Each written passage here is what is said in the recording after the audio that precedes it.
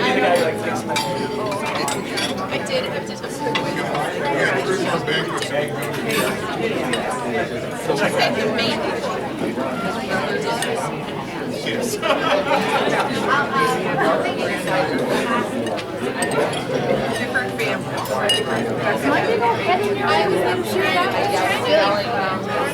You tell me to move if you need me to, because I'm right over here. That's fine. Good evening. Good evening. That sounds like it's an okay evening. Good evening. There we go. That sounds like a good evening. My name is John Wesley Covington, and I am your MC, Master of Ceremony, this evening. It is an honor to be here. I was here last year. We had a great time, and we're going to do it again this year. Everybody say, do it again. Do it again. There we go. That's a live crowd. That's what we need. So a little bit about myself. I attended Camp Tall Turf back in the Stone Age. So that's right. That's worth a clap. I think I was at Camp Tall Turf in 72-ish, somewhere in there. And it's interesting because we had water damage in our garage a couple of years ago. I don't know if I told this story last year, but we had water damage. And so we lost a lot of precious photos. And I moved recently, and I was going through what was left of the photos, and my Camp Tall Turf photo was preserved. It is in great shape. I was going to bring it with me tonight. I know nobody wants to see it, but I was going to bring it anyway. And I don't know what my wife did with it. She put it somewhere, and she wasn't home when I left, and so I couldn't find it. But I think it was like 1972, 73-ish, somewhere in there. And there's a young man who was there, who's in the picture. His name is Arthur. And he doesn't even remember me. Stand up, Arthur. I saw you when you walked in. You still look amazing. I wanted to be you. And you couldn't have been much older than me because you look younger than me now. So you couldn't have been much older, but you're in that photo. And I've not seen you in 1,000 years. It is so good to see you. And you as well. I do remember you. I have a story. You may remember this story on a canoe trip. Oh boy. I'm listening. You want everybody to know? I didn't drown, so it's okay.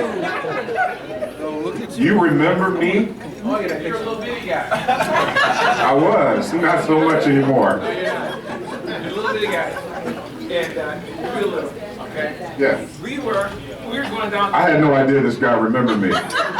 He's become a part of the program. Give it up for him.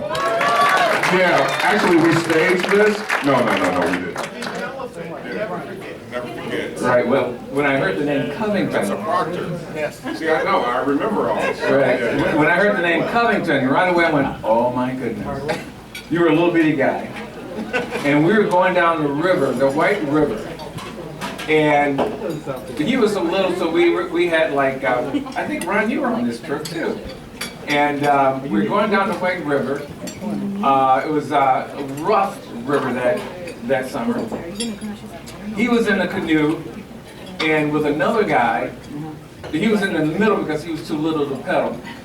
So it was a guy in front. It was I think Vernon was in the back, and yeah. But anyway, I always took up the back. And then when I got up to these guys, he was hanging. He was in the canoe all by himself because the other counselors fell out of the canoe.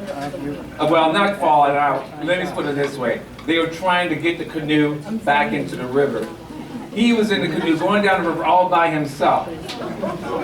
All right, so when they finally called, you don't remember this, but I do, because I'll tell you why I remember.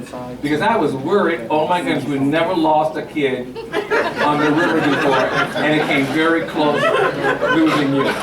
So when I saw you, I'm like, when you said Covington, right away I went, oh my goodness, there he is. And you're not little anymore. Wow. It was good to see you. It was a fun trip. Do you remember that, Ron? Wow. You know what? I do remember being in a canoe alone, thinking my mother is not going to be happy if I die at camp.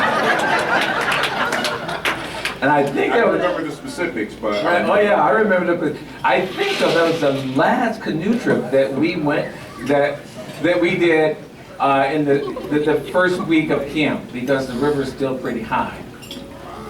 And so yeah, that was a scary moment. But I'm glad you're still here. Thank you, man. God bless you. Man, I haven't seen this guy. Somebody get a photo of this, please. I have not seen you, and God knows, it's been a very, very long time. Yeah, since you left me in the canoe, yeah. I just turned 27, so... Really? I thought you were about 37. Well, you close. That's some years to it. Yeah. But I wanted to be you. Seriously? I really did. That means a lot. Yeah, I wanted to be you. You never know. You never know the impact that you have on someone's life. You never know. And this means so much to me that you said what you said, because it could have been the opposite. You know, you could have said, you were that counselor that made me run around the cabinet at night when I was, you know. You did that too. Thank you. Good to see you, man. We're going to stay in touch. Yeah, we're going to stay in touch. I tell a story real quick that when I first went to camp, I did not want to go, and I told you the story last year, and I told my mother, no, I'm not going, I don't want to go, no, no, no, no, no. And we were going to be gone 2 weeks. I had never been away from home for 2 weeks. Well, she takes me kicking and screaming. I cried on the bus all the way there from Baxter Community Center.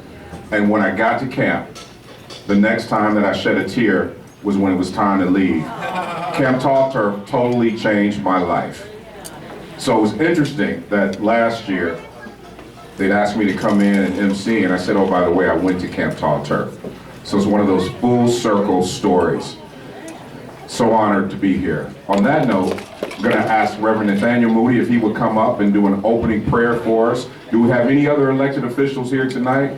Any other elected officials? Come on up, Pastor Moody. We've got another elected official there in the back there. Everybody wave at him. He's late. Just kidding. He's a servant. There you go. Any wannabe elected? No, just kidding. Reverend Nathaniel Moody, can we give him some love, please?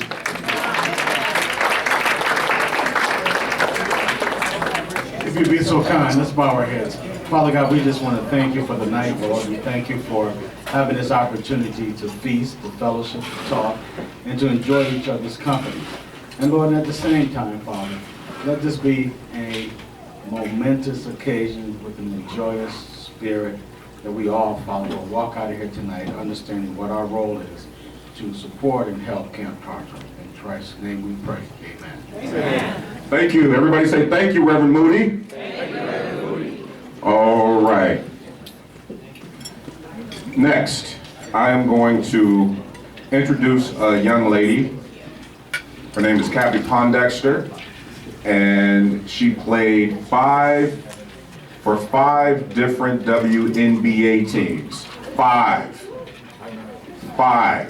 She just recently retired. She is a international, obviously, world traveler. She's also a vegan, and her favorite foods are anything plant-based. Anything plant-based. Those are her favorite foods, and I told her she looks like a young, vibrant Whitney Houston. But you'll see in a second when she comes up. But anyway, she too was a student at Camp Tall Turf, and fortunately, she has no crazy canoe stories with Arthur. Ladies and gentlemen, could you please show some love, give her a big round of applause for our speaker this evening, Kathy Pondexter, WNBA star.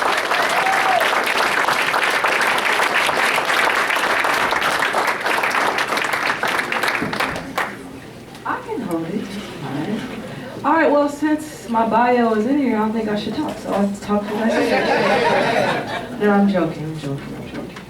It's a pleasure to be here.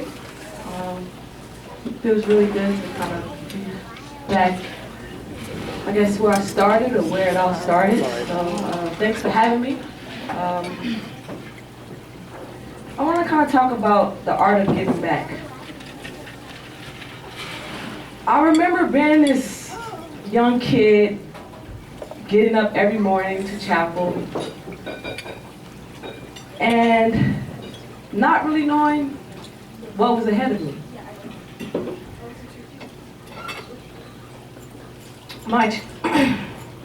My counselor, Michelle Sinkgraven, excuse me if I get emotional, Chris.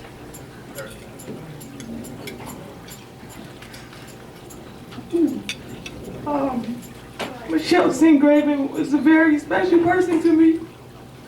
I wouldn't be here standing here if it wasn't for her encouraging me to really excel. I remember her giving me these pair of shorts as a kid to the University of Michigan, and she told me that I could do whatever it is that I wanted to do. And I was a black kid growing up in an urban community. I was very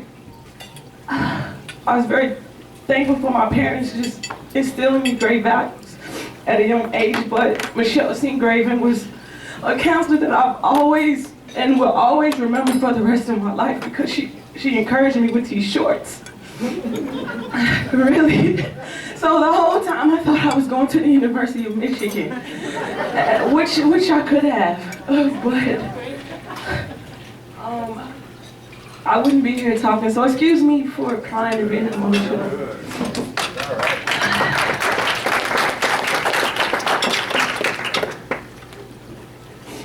But I remember going to the court, little shy kid, and she told me, just get in there with the boys, it doesn't matter. And I would wear the shorts every single day. I didn't care how dirty they were, I would wear them. And I told everybody that I was going to Michigan. That was my mission. But I enjoyed the process of being who I am. It was a very scary, exciting, trying time for me because I didn't really have any examples of what success looked like or what a professional athlete should be. At that time, there wasn't a lot of women basketball players who excelled at a very high level. And so the only people that I could look up to was Michael Jordan or the Larry Birds or the Magic Johnson. So I'm grateful for Michelle Sinkgraven just to even encourage me. So I had the opportunity to play for a very legendary coach at John Marshall High School. She is the most winningest coach, male or female, in the state of Illinois. So being able to play for her, she never let me down easy. I remember sometimes where she would yell at me, and I'm like, why am I always being the one yelled at? But now I understand the value of when you have a special talent and you have special people in your life, they push you. And I'm very grateful and thankful that I had the opportunity to play for her. I completed 4 years. I got my diploma at John Marshall High School. I could have attended any university in the world, but I chose to attend Rutgers University, where I played for another legendary coach, C. Vivian Stringer, who instilled in me that it's not about basketball, but life in general. And I will always tell, as a mentor now, I will always tell children or, young adults who are trying to search for something that it's right. The ball or sports, it won't always be around. It's just a vehicle to push you through. It teaches you certain lessons that'll be valuable in your life later. And I'm learning it now as I'm kind of transitioning from being a pro athlete. So I graduated in 5 years. 4 years, but I was a Prop 48 my first year, which I decided to stay at Rutgers to kind of enhance my game. I graduated the dean list, so I'm very grateful to attend the University of Rutgers University. So I was drafted in 2006, where I played for the Phoenix Mercury. I won 2 championships with Diana Taurasi. I'm sure you guys are all aware. I had 7 WNBA All-Star appearances, probably more if you don't count the USA trial. I won a gold medal in 2008 in Beijing, which is something I never dreamed about. But again, to go back to Michelle Singraven, she is the reason why I'm standing here today. But there's a debate that I think I should actually have more gold medals, but I'll leave that to Gino Ariyama to tell that story. No, but I love Gino, he's a great guy. My 2 choices that I narrowed it down to was UConn and Rutgers, but obviously I chose Rutgers to play for a very strong, talented individual. And you know, I think I turned out all right. So I'm grateful for every coach that has touched me in some way throughout my career. I've kind of felt, you know, in the last 3 years that I was ready to give up basketball. I would wake up not loving it the same, you know, but it's kind of hard when you have so many people that look up to you, especially your family, and they're like, no, you still got it in you. You still can do it. And I'm just like, guys, waking up at 6 in the morning, traveling to Europe, it's tough on you mentally. And I decided to retire in 2018, which is probably one of the best decisions that I've made so far. You know, I lived everywhere. I lived in Russia, I lived in Istanbul, I lived in Australia, I lived in Cyprus, so I'm very grateful for every opportunity that I've had. But for me, I've always wanted to give back. It was always the foundation of my heart. It led to many moments of happiness when I truly wasn't happy at times throughout my career. We all know that in sports there's up and downs. There are moments where you want to give up. There's moments where you're on a super high.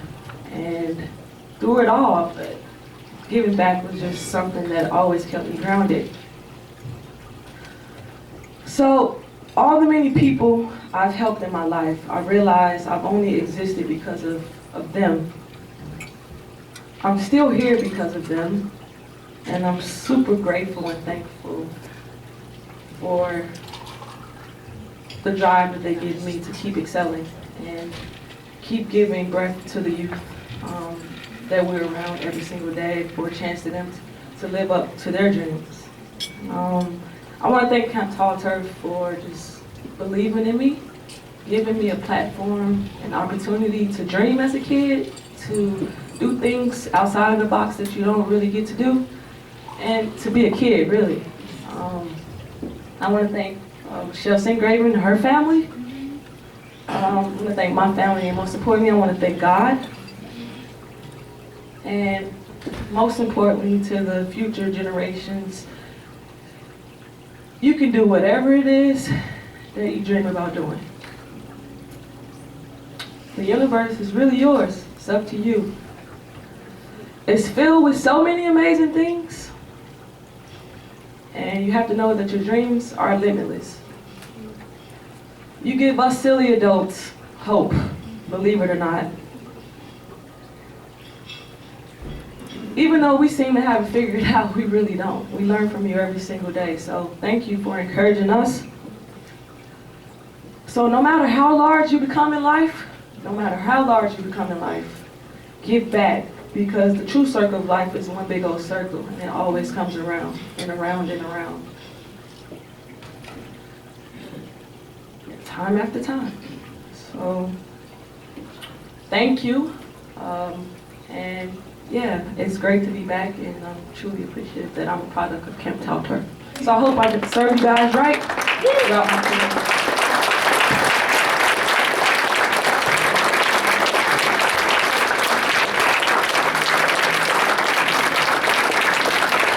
Come on, you guys can do better than that, I know. We're talking about a gold medalist, an Olympic gold medalist here. That's right, you've got a legend standing before you. It's not often that we have an opportunity to hang out with a gold medalist. And so since we're ahead of schedule, what I'm going to take the liberty to do is let's go ahead and open it up for a couple of questions. We're about 8 minutes ahead of schedule. So let's go ahead and take a couple of minutes and do a little Q&A, because this is not every day. You know, you're a big deal. I did feel like, though, during your presentation, that you were going to start singing The Greatest Love of All at any minute. Like Whitney Houston. So, any questions? Any questions? Anybody have some questions? Either young people, aspiring athletes, or anyone want to ask her a question about her travels, playing, what it's like to win a gold medal, just those common everyday things. Reverend Moody. What was your greatest challenge?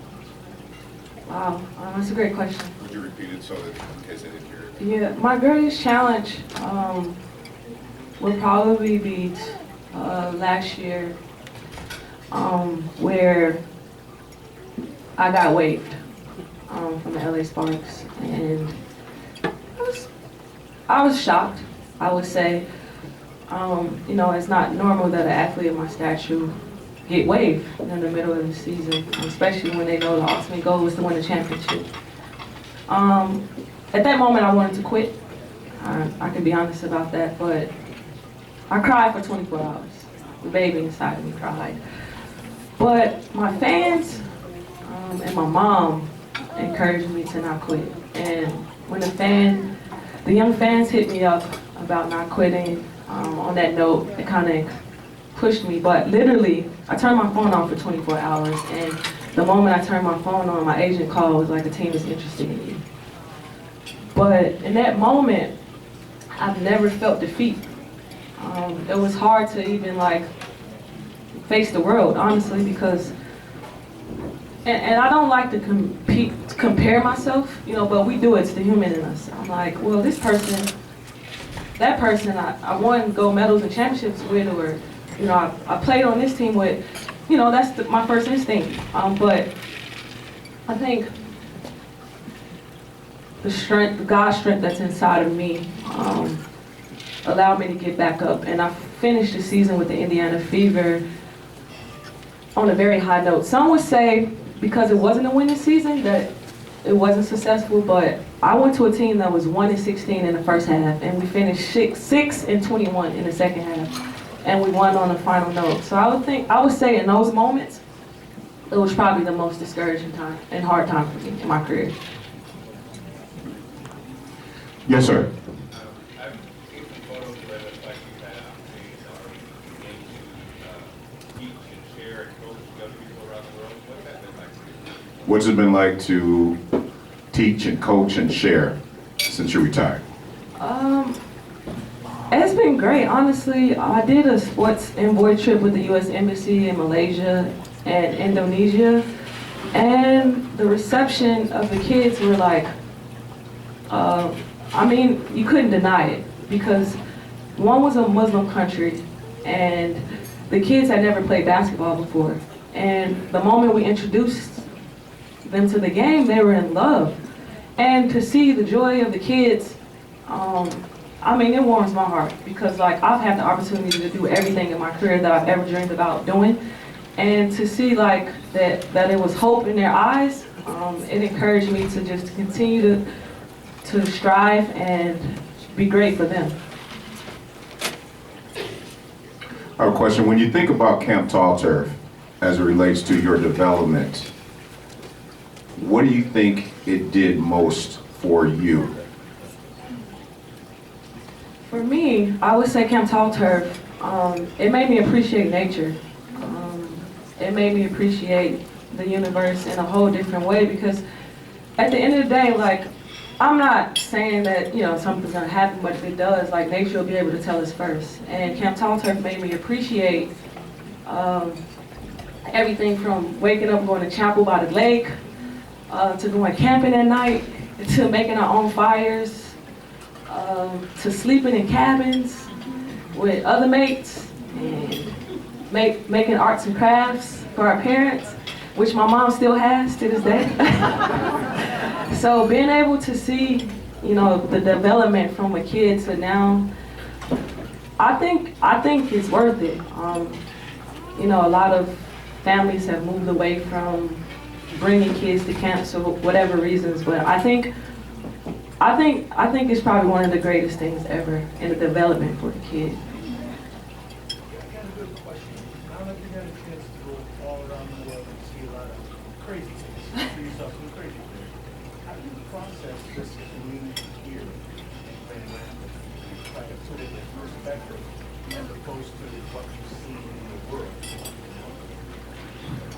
Well, there was a lot of different questions, but I would think that what he's asking is How do you see the area of Grand Rapids compared to the rest of the world. Because you've seen some things. I can tell you a story. I remember on New Year's, I was living in Istanbul, Turkey. The terrorist attack that happened where the guy killed all those individuals. We were having a party with the Americans, and we were next door in the club where the mass attack happened. And one of my former teammates and friends who I went to school with, she had an app that the WNBA and the NBA security made for us, and she was alerted to not move. Well, granted, a lot of us started leaving the actual place, and the guy was still running around crazy. And she said, well, they just alerted us to not move.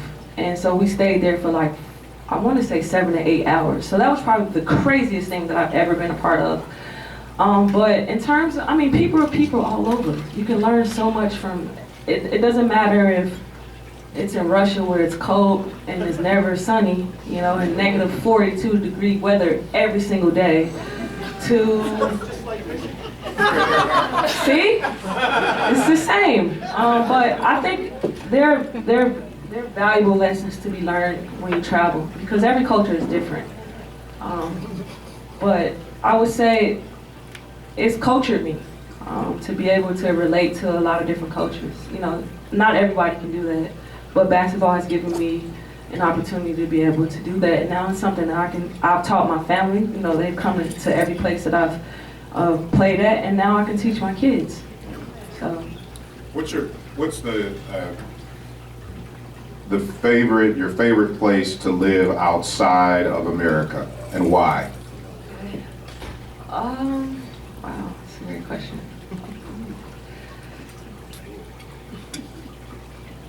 I would say Istanbul is my favorite place to live.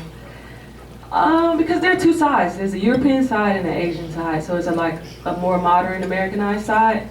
And then there's an old Asian side where it was like the old ancient times where the Turks, you know, kind of revolutionized. So it was really, really cool to like live on both sides.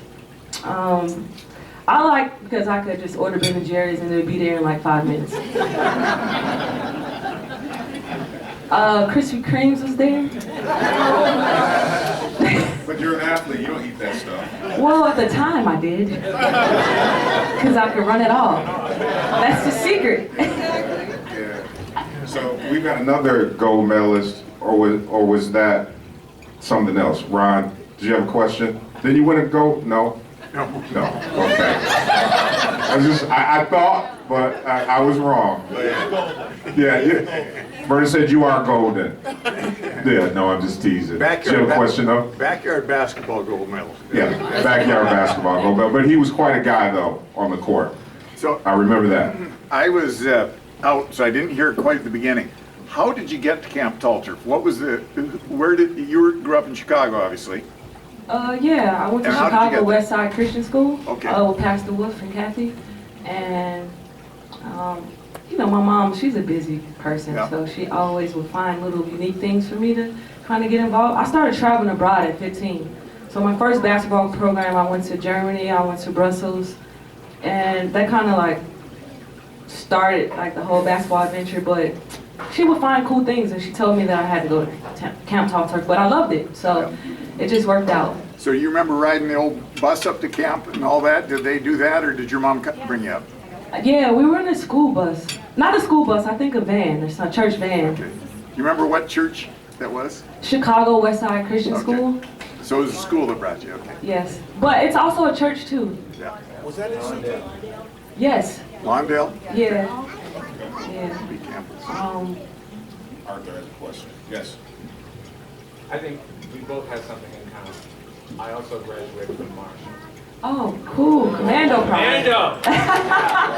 For life. Have you been back there to do any mentoring with some of the... Yeah, so I was pretty much, I've been affiliated with Nike basketball since I was 15 years old. You know, it's part of the process as an athlete. And I was signed as an athlete to Nike at 2006, but now that I've retired, I do a lot of grassroots work. And I give back a lot. So my thing, you know, whenever they call, I'll just come. So I think they did something with Dorothy L. Gators, the basketball court for her, and I think her, I don't know how many went. It was a lot of wins, I'm not sure, but they donated a court for her. So that was like the last time I went to Marshall. It's changed a lot. It has. They have a football court. They have a track and field. So it's a beautiful school with a lot of rich sports history. So it's, you know, they have to. Michael Jordan has done workshops there. Yeah, that's when I first met Michael Jordan, actually. Yeah, I was shy though, so I really didn't talk much around him. But yeah, he sparked a great interest. He's a great friend of mine, I can say. Jordan is an inspiring guy.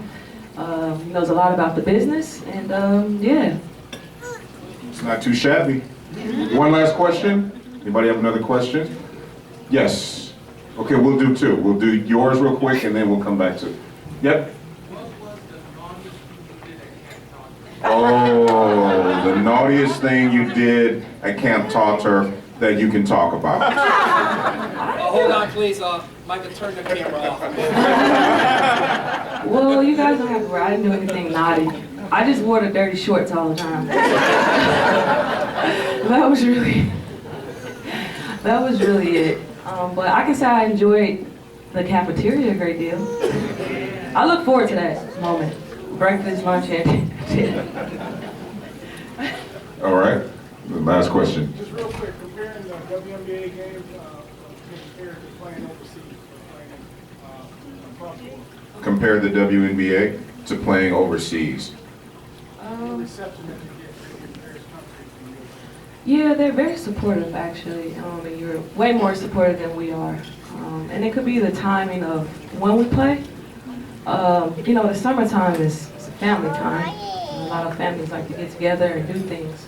But I can encourage you that, you know, if you ever get an opportunity to go with your family, it's a great family atmosphere. You won't be disappointed in the game. The kids will have a tremendous time. They can run around and go crazy and then get home and go to sleep, so I encourage it. But I would say, you know, a lot of talented elite individuals are able to make $1 million in Europe compared to the salary here. The starting salary for any rookie that plays in the WNBA is $40,000, which is taxed. So, I mean, it's living below poverty, really, if you think about it. The highest you can make as a vet is $118,000, which is still taxed and is living below poverty, if you think about it. But the beautiful thing about overseas, a lot of investment groups believe in women's sports, and they invest a lot of money in elite athletes, and they enjoy when they have the best American because they can kind of brag and compete at the highest stages. But, you know, I think Adam Silver understands where the troubles are for women basketball players. And, you know, we've done a lot of group talks, put committees together. We've got a great board group in the Players Association. So I think we're headed in the right direction in terms of leadership. And we all know that it's really just marketing, visibility. Because the more, you know, our sport is seen, you know, the more people are interested in it. And I think that's probably where the line draws. Because in Europe, as soon as you come in the airport, there's advertisements, there's TV commercials that are like nonstop. You know, the pay is great.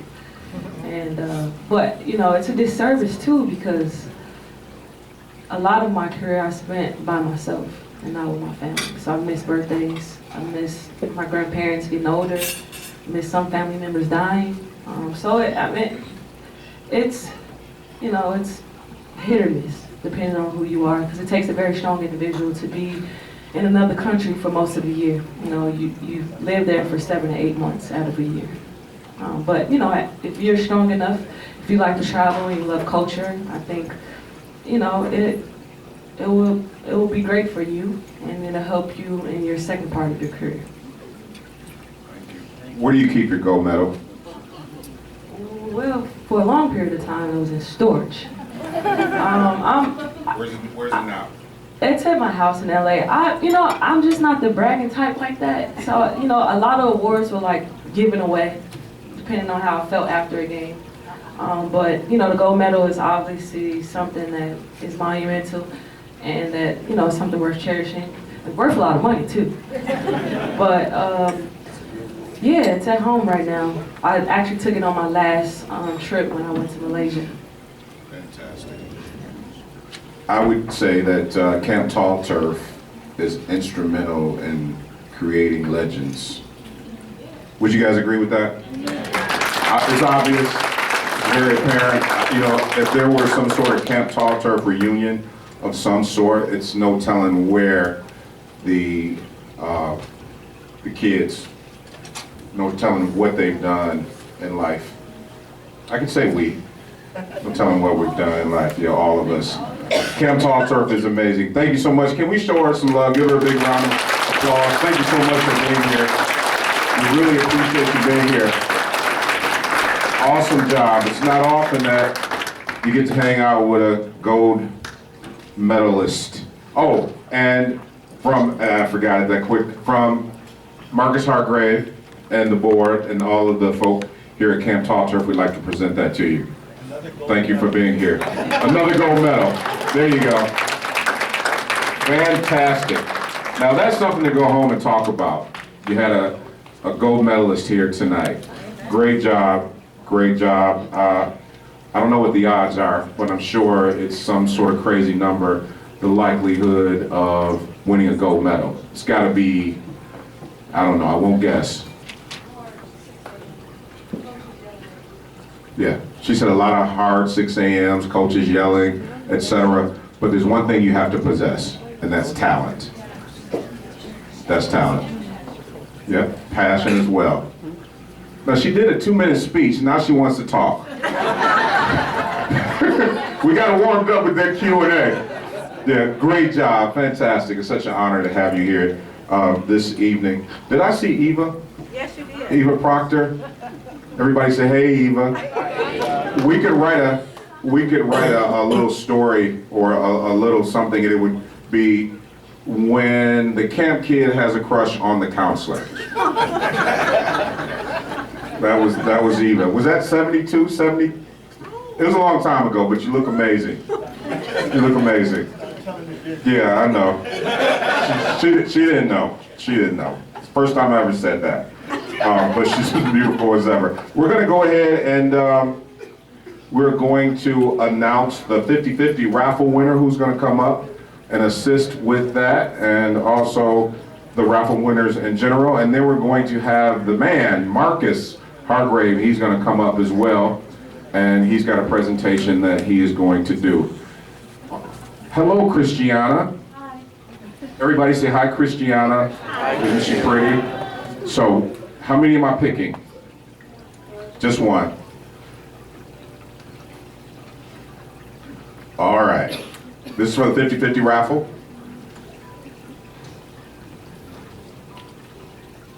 And the number is 3, 6, 4, 7, 4, 2. Say that last number for it. 3.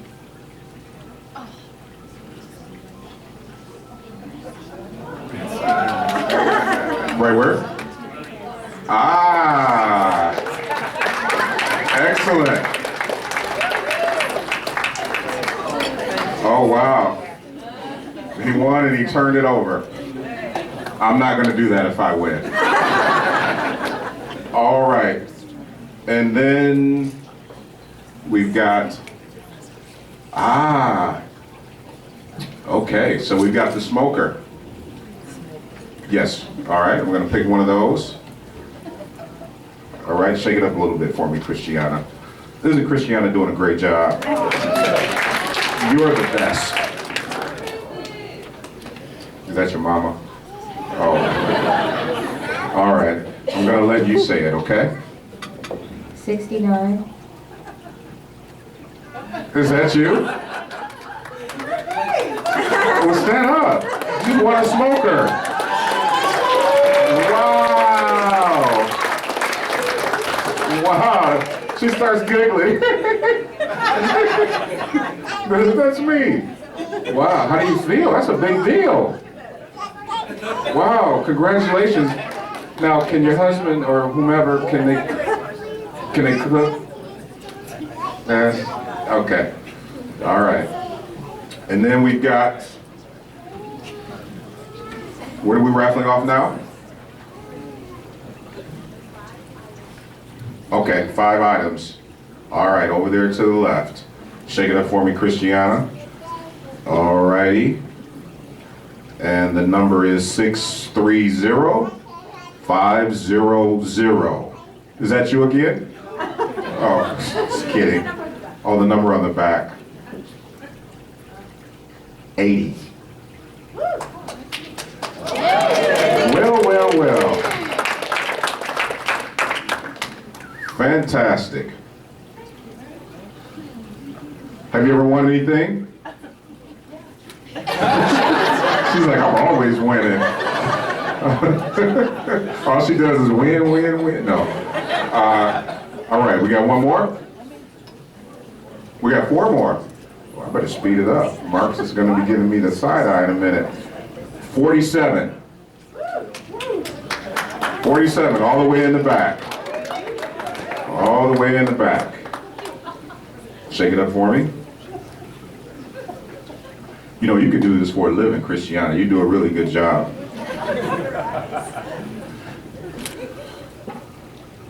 Oh, okay, I read the other one, I think, upside down. Now it's 08. 08.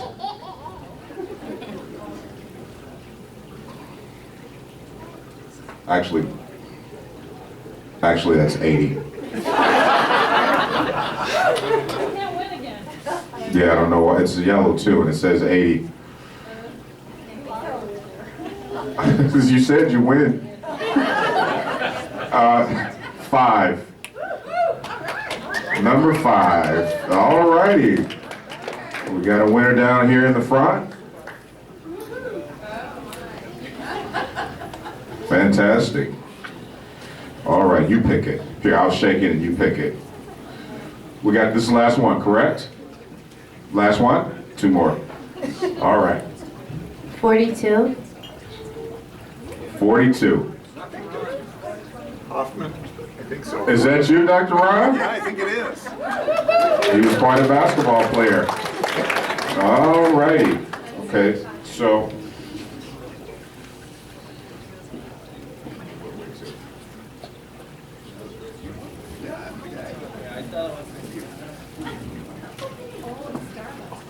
Wow. All right, and our last one is 69. 69. Oh, okay. Oops. I didn't realize we said that one. We said that one too. Oh. We said that one too.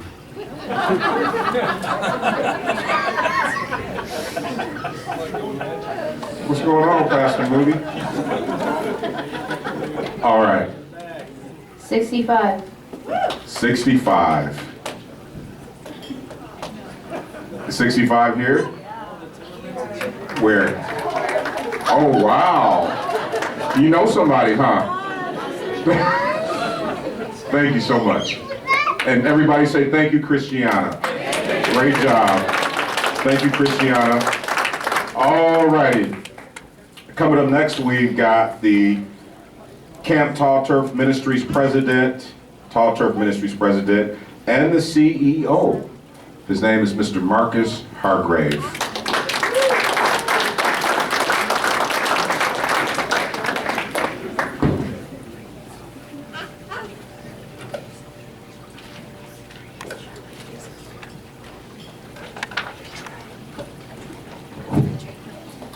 Can we give a round of applause for John?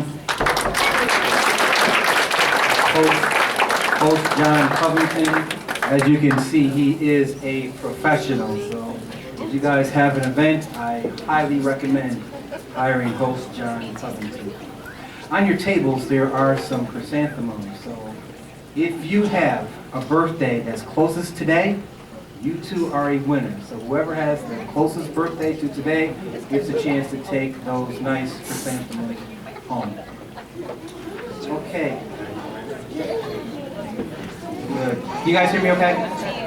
You're good? All right. So I've got some more thank yous. Can we give a round of applause to Jan and the Bluff for providing us with a great venue?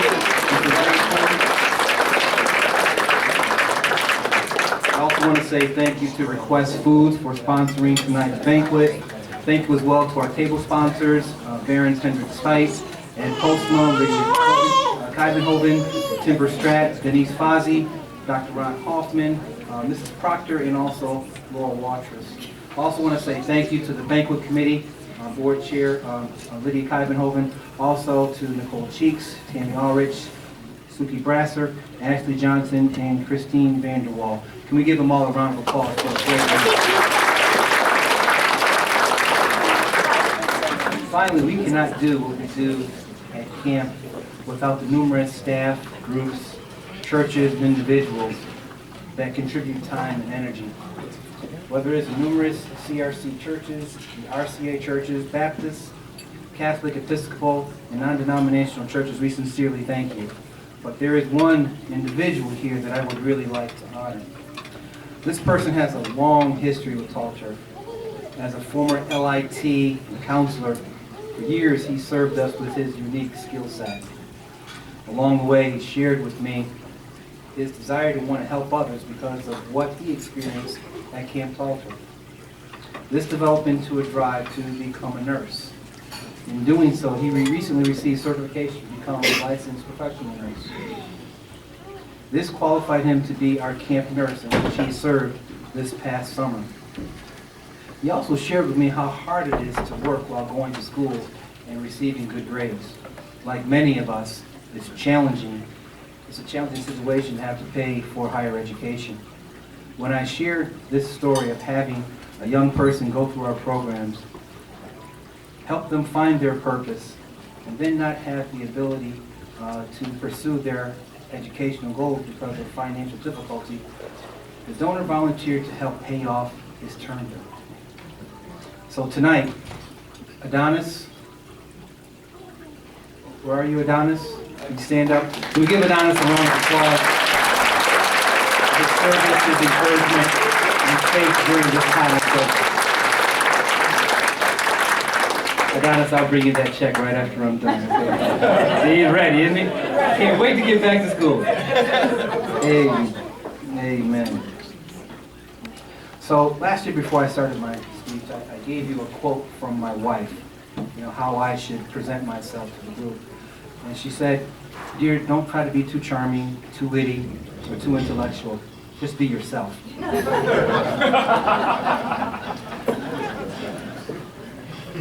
And then before I left, she said, "Hey, one more pearl of wisdom for me."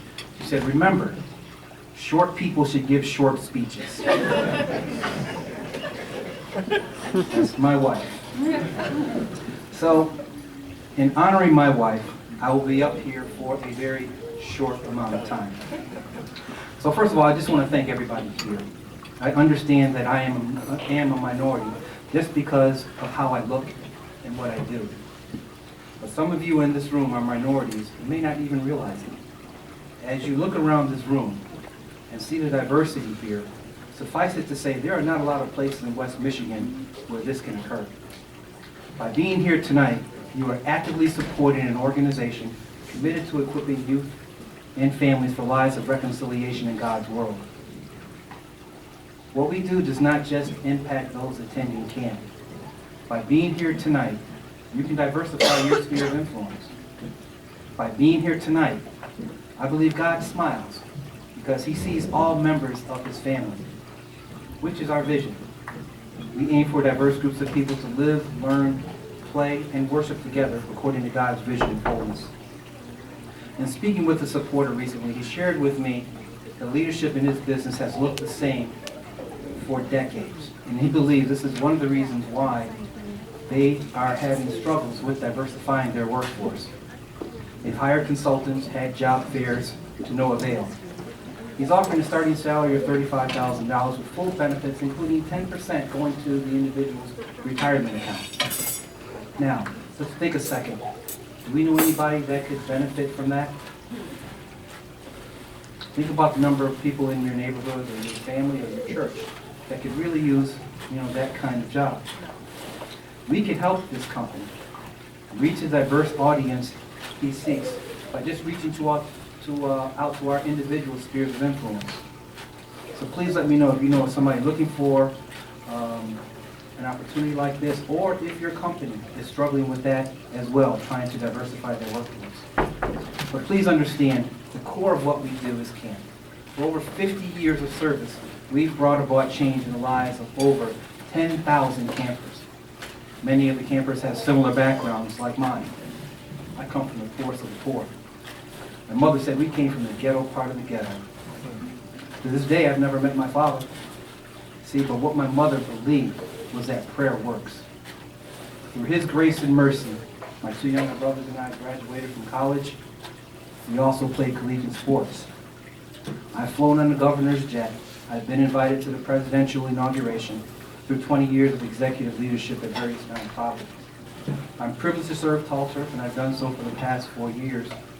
During this time, I've talked with numerous past directors, staff, volunteers, well over 300 stakeholders of our organization. So for the past 3 years, our leadership has looked at ways to change how we operate. We had to. From 2011 to 2015, Tall Turf Ministries lost almost $700,000 through operational deficits. It cost us about $384 to send a kid to camp for a week. 95% of those campers that come receive financial assistance. The more campers we serve, the more money we lost. This is a very challenging business model. Business model that can't be sustainable. So we have plans for Tall Turf Ministries to be viable for the next 50 years, and we created return on investment opportunities. We secured a grant from the state to help implement a forest maintenance program that will help make the camp better, and we will be able to better take care of it. Along with this, we'll include some necessary harvesting of trees. This will create a new revenue stream. Another revenue stream will be created as we pave the access road to camp next spring, allowing us to host retreats throughout the camp when camp is not in session. We have completely renovated dining hall as well. Lastly, we erected a cell tower recently, so now there will be Wi-Fi throughout camp. Let me repeat that. We're going to have Wi-Fi at camp. Amen. So since this is a collaborative, we are not going to have to pay for that as well. So that's going to be an additional savings for us. It's going to amount to about $5,000 a year that we'll save. Even with these changes that came as a result of our current Embracing Reconciliation and campaign for a stronger community, through His grace and mercy, this year's budget that ends in February 2020 will be the first balanced budget in recent memory for Tall Turf Ministries.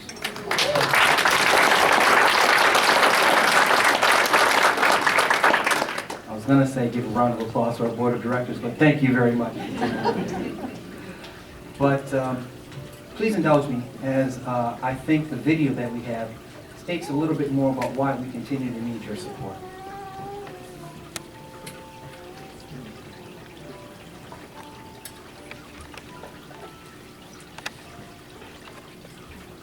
You're not playing.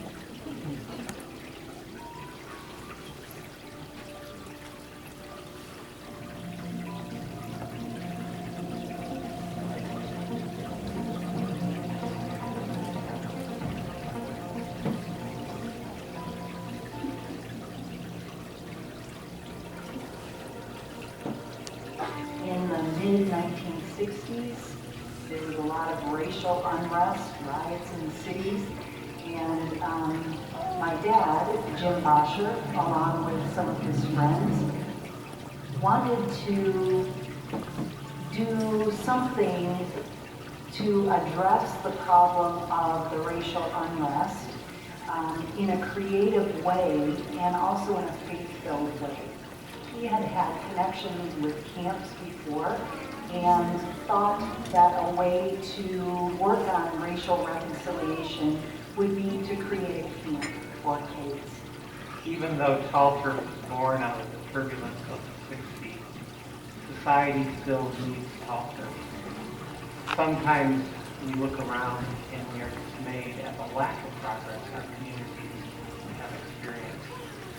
The need for Talter is just as great now as it was in the 60s. And it needs to be creative, and it will be creative in addressing those needs among children and youth, among teens, among young adults, among families, all the way into communities, not just in West Michigan, but beyond.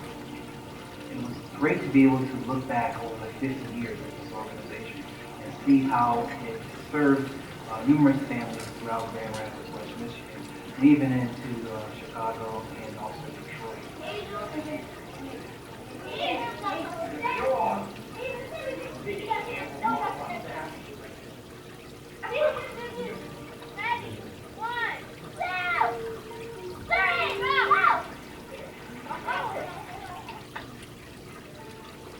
There are many challenges in Grand Rapids, in West Michigan, and even our country overall.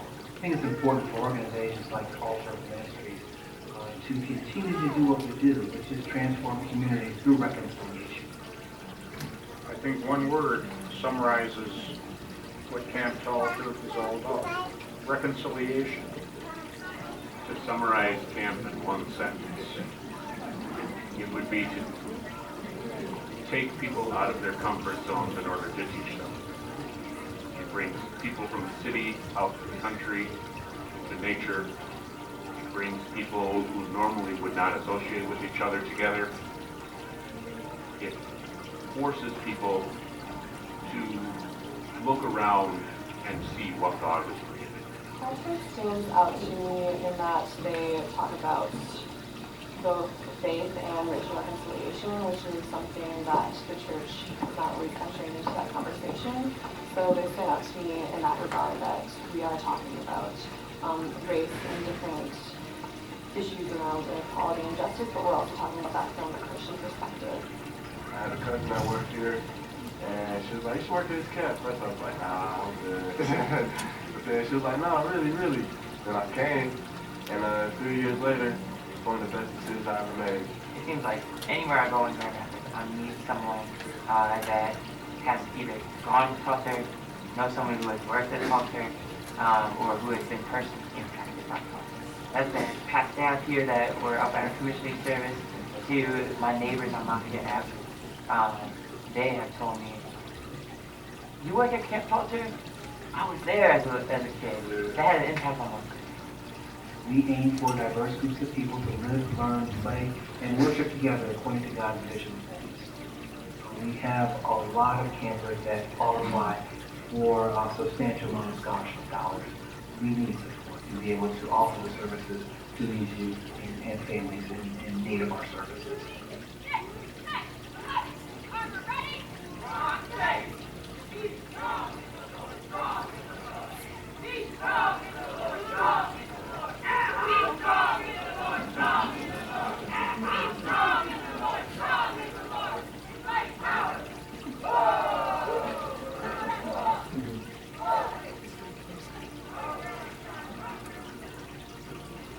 for me, I feel like where I really first experienced like God and just like really came to believe in Him for myself. You know, I think that's a major part of your faith.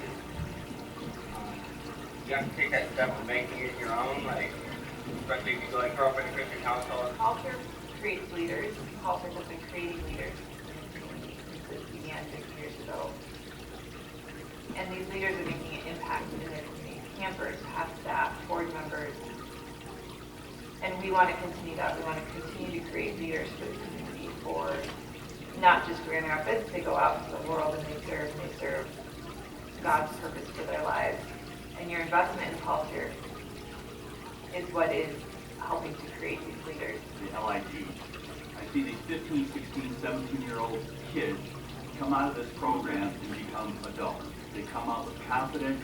They actually come to the board meetings, and their vision, their insight is beyond their years. We have a camp that has been in operation for 50 years, and there are some things that we like to do to change in order to commemorate this wonderful year. So Dining Hall has gone through a lot of renovations over the past 3 years with the generous support of our donors. So there's naming opportunities for our Dining Hall and for all of the 16 cabins as well. We do need people to give. It's important that we continue our mission, our ministry. It's an investment in culture, but it's an investment in the community. God has greater the next 50 years, but not without you guys.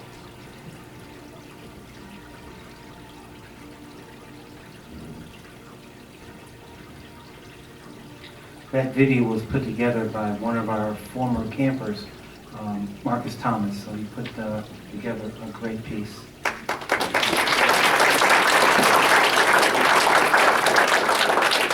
On your tables are envelopes showing different ways that you can support us. I thank you for your past support. We are nearing the goal of our current capital campaign of $1.8 million. Today we have raised over $1.4 million. Today, I ask that you please support us now. Please support our plans as together we will ensure Tall Turk Ministry's success for the next 50 years. God bless you all. Thank you very much.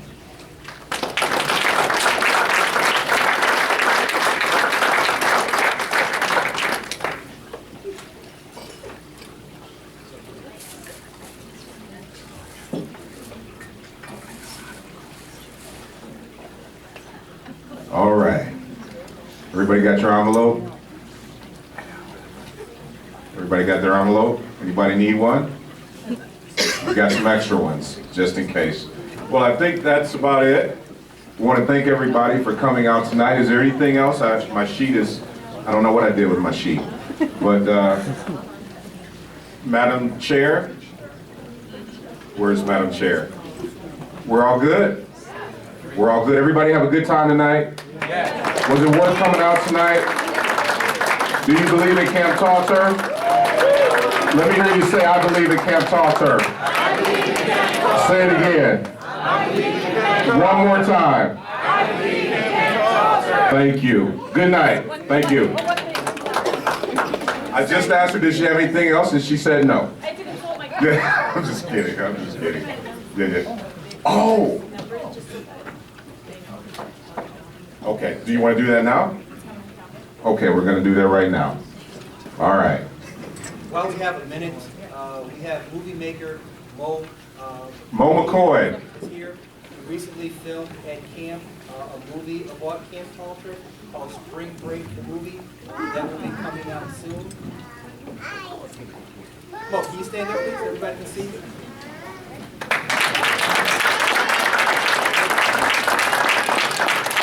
I didn't know that. So please follow us on Facebook, like and share. Once we have more information, we'll share that information as soon as it is complete. Thank Do you need any actors or? It's done already. Yeah, said it's done already. Moody, I thought maybe you and I could co-star in the movie. Part two. Moody and Covington, how does that sound?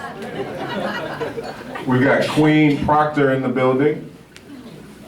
Ms. Proctor, stand up so everybody can see you. Royalty. Absolute royalty. So good to see you. All right, we got the winners coming.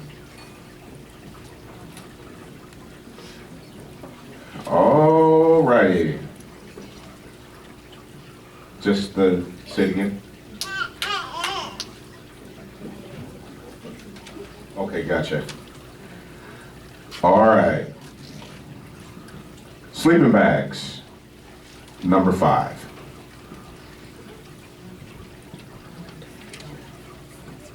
Teen Bibles, number 84.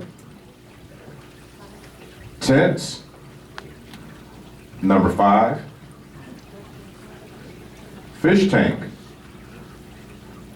number 102. Shop vac,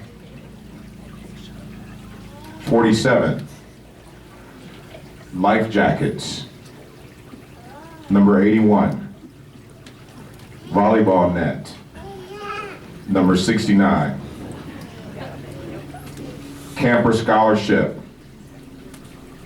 wow, $350. Number 47. Drill, it's $300. Number 83. All right, can we give all of them a big round of applause? And next year, whether I'm here or whether I'm sitting out in the audience, I'm gonna bring my wife with me, who, one reason why I married her, she actually was a Camp Tall Turf counselor, but I didn't know that until obviously after we met. And I was talking about life at Camp Tall Turf, and she said, Tall Turf? She says, I was a counselor at Tall Turf in college. I was like, what? She said, yeah. I said, will you marry me? Thank you, everybody. Have a good night.